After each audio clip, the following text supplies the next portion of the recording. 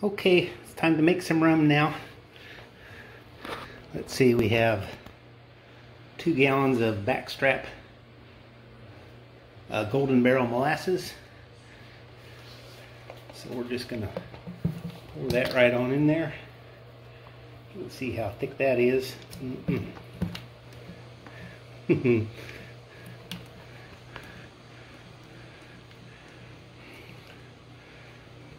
So we just got to get it all in. I soaked it in some hot water in this bucket when I sanitized the bucket before we started doing this, so it would pour out. And it definitely smells like molasses. And if you make this, you should definitely use unsulfured molasses. Some of the feed grade molasses, they use sulfur in to preserve it. Stabilize or not stabilize, but they use sulfur to reach a certain pH levels as a preservative, and it doesn't make for such good tasting stuff. That's why there's this big debate over why you should or shouldn't use sweet feed, which is grain that's been sweetened with molasses. Okay, there's 1 jug, and we're going to get them in there, and then we're going to rinse it. We're going to make 12 gallons of molasses of rum wash, yeah, I should say. Oh darn it, I got over the handle. Let's see, a little about rum. The first rum distillery was established on Staten Island in 1664. I didn't know that. I looked it up the other day. That's pretty cool, huh? And it started in like the 1600s in the Caribbeans, when people started going there, Spaniards and Europeans, and the islanders would use the sugarcane to make a brew, a wine basically, and an alcoholic drink, and then they distilled it and that's how rum kind of got started.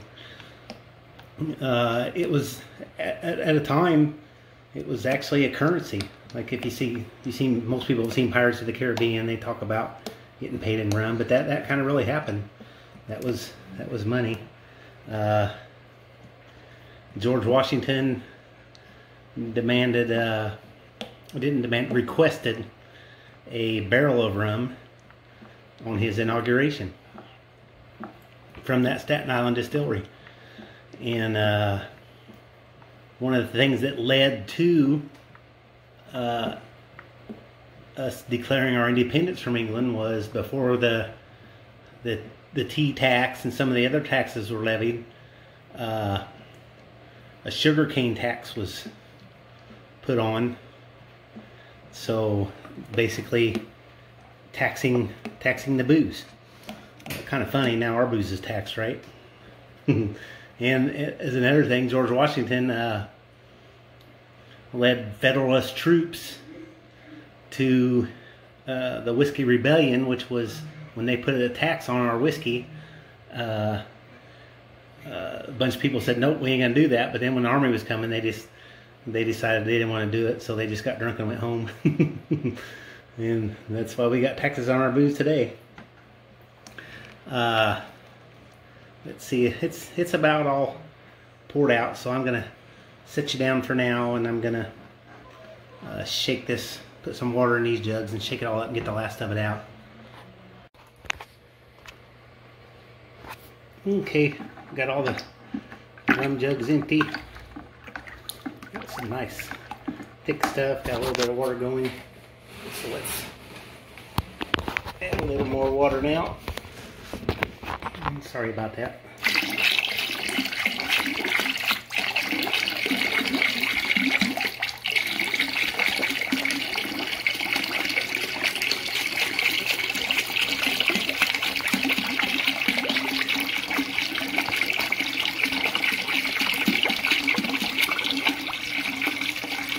I'm going to pour it in such a way that I don't splatter sticky molasses everywhere.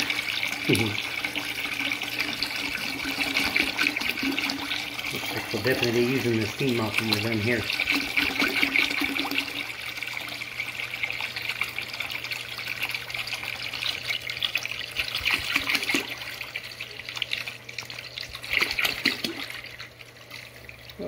Looks like we're going to almost have 5 gallons, which is pretty cool. It's about what we're looking for.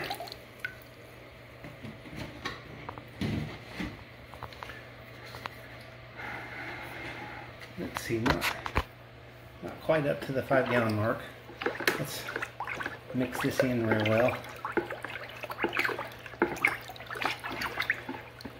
Definitely good and thick, and then after I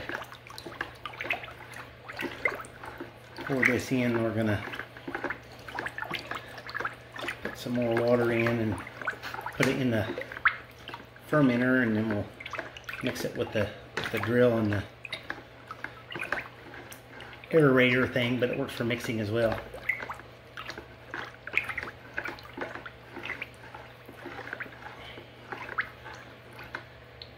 Seems like we're mixed up, not too bad. Definitely helped warming the molasses up.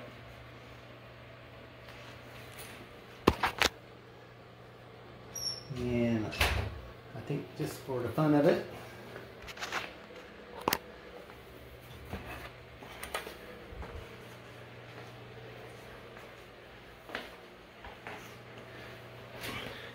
let's throw a little bit of wildflower honey in there. See what kind of neat flavors we can get.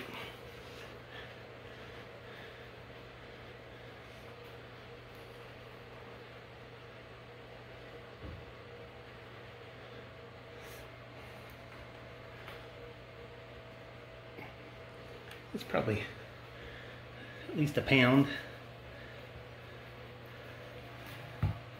Stir that all in.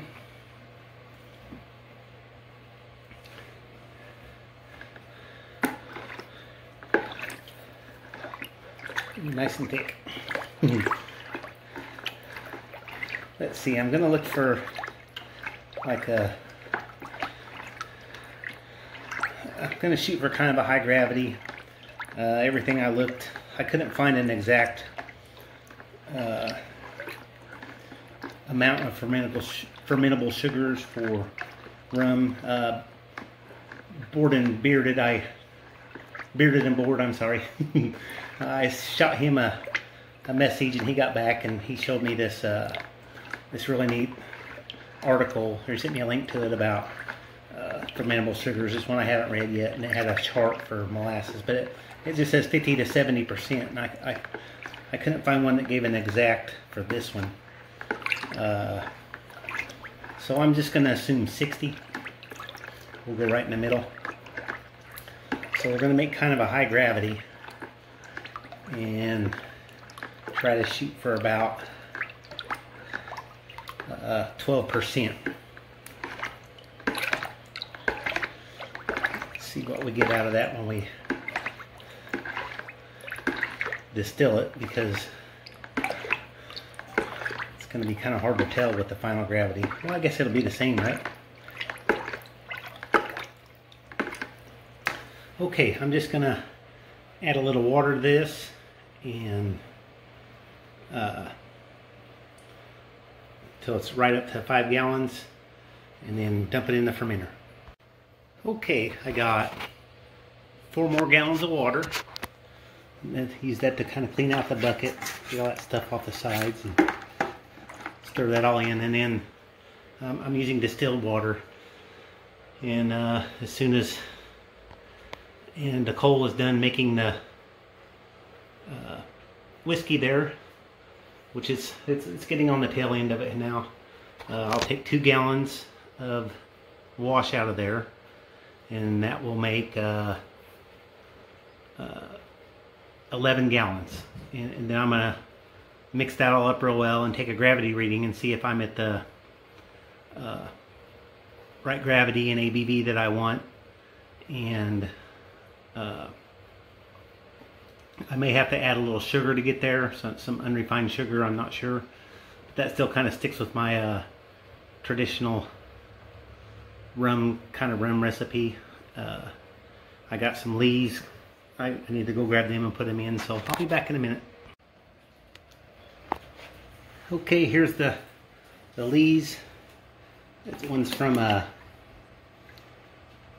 an apple cider that had brown sugar in it, and it's also some lees from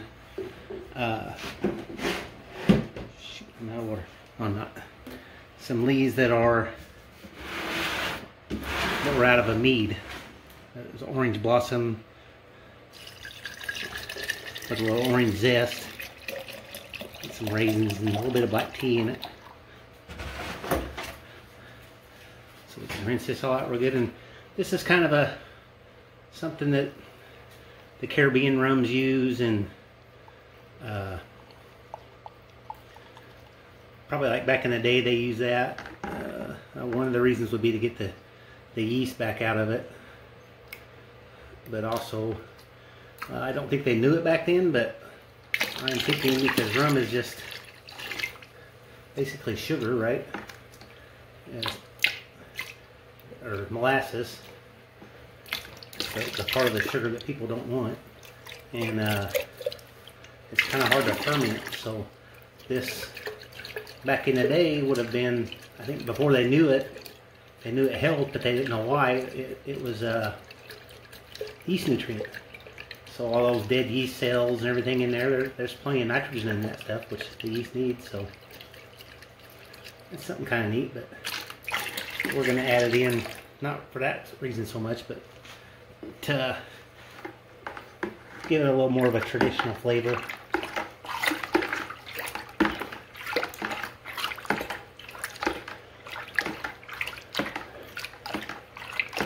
Okay, I'm about done for now until I get the back set or dunder out of the still.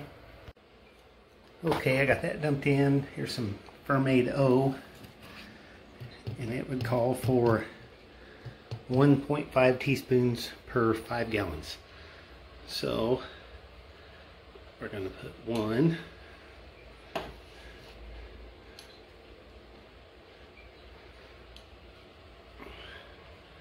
2,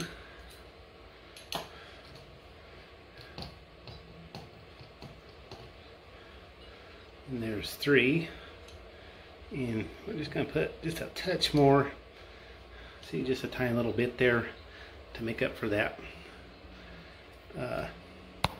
extra couple of gallons. And so that's molasses, probably about a pound of honey, maybe a little more, some lees, and then I've got the dunder coming, but we got to wait for the cook to finish cooking that we're distilling. I just checked it, we're still pumping out 190, so it's going to be a minute. So I'll get back to you when I get that much done. Okay, 12 hours later, and we have this many whiskeys. So have to cover them up for the night, let them breathe, and then tomorrow I'll do some smelling and tasting and blending and mix it all together. And now I'm going to get the back set out of Anna and finish up the rum. Okay, there's the back set coming out. Okay, see, I have the little stir thing here. We're not so much mixing now, we're aerating. I've already dumped the dunder in.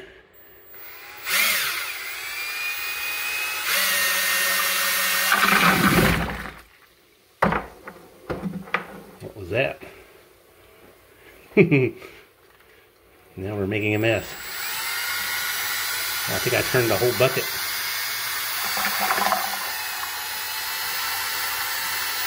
There we go.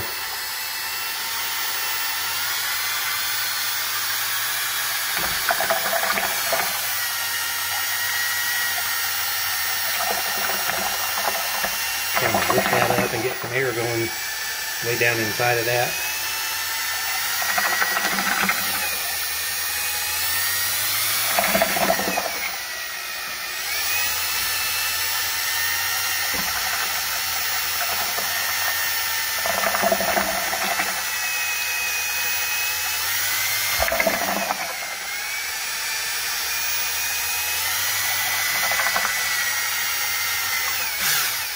Okay, that's enough of that. Now you get the idea. Okay, you can kind of see we definitely got some air moving inside of the wash there. And let's see, what's our temperature? Our temperature is, I can't tell. Maybe I'm spinning around, it doesn't work right. Let me get the thermometer. Okay, we're at about, just about 100 degrees, which is, well, my little bucket thermometer isn't working. It only goes to 90. So we are going to wait, let it cool off a little bit before we pitch our yeast starter. I want to get to right about 90 anyway. Okay, our gravity is like 1.082426, 6 or 8, something like that. So, or 8.6. So we need to bring it up just a little bit more. I'm gonna add 4 pounds of sugar. Just this regular cane unprocessed sugar. Okay, we are at 1.112, I think, maybe 4, somewhere in there. It's hard to read at an angle in black stuff, but so that puts us at about 15%. Yeah, right at that. So I've added 8 pounds of sugar total. I wanted to get a higher ABV because molasses is only, it was hard to tell. I couldn't find anything that specifically said that what black backstrap, golden barrel backstrap molasses, what the sugar, fermentable sugars was. Everything was like between 50 and 70, so I just went in the middle with 60. So 60% of what I put in there was fermentable. And when you figure up the pounds and everything, it's 11 point something pounds. And then I added 1.5 pounds of honey and 4 pounds of sugar, and I have been messing with this stuff for 13 hours now between distilling and making rum, and I am not thinking about it anymore. I would have liked a little higher ABV, but I don't want to put any more sugar than what I've already did in it, and I don't want it to taste sugar washy. I want to taste the molasses in there, and the characteristics of that, and all the stuff that we put in there, the back set and the lees, and get all the funkiness that we should get out of a craft rum. So now all I got left to do is put the lid on, and oh, I gotta pitch the yeast. Let me go get that real quick, and we'll do that together. Oh, I kind of messed up, darn it. I had it on picture, not video. Anyway, this is olive oil and 190 whiskey mixed at 50-50. So I dip the toothpick in there, and then I touch it on here. You can see that, and then dip that in there, and that puts the fatty acids and stuff from the olive oil in it. And I already dumped the yeast starter in there, and so we are all good. And I hope you all have enjoyed the rum video, or making the rum, getting the wash put together. And when it gets fermented out, it'll probably take 2 or 3 weeks, maybe even a month. This stuff doesn't ferment quickly. So, or it might, you never know, maybe it'll ferment really quick. But anyway, when it's done fermenting, we will distill it together. I'm gonna use the pot still, and hopefully we'll get some really yummy rum. So thanks for tuning in, and please like and subscribe if you haven't already. Lots of love. Bye. Okay, it was like 10:30ish when I put the rum on, and maybe 11, and it's now 8 o'clock. And as you can see, we have a nice vigorous fermentation going. And we're between 82 and 86. So set somewhere in there is our temperature. You can kind of feel the warmness, so it's fermenting along really well. And decided to add that in there, so let y'all know. And this rum recipe works good so far.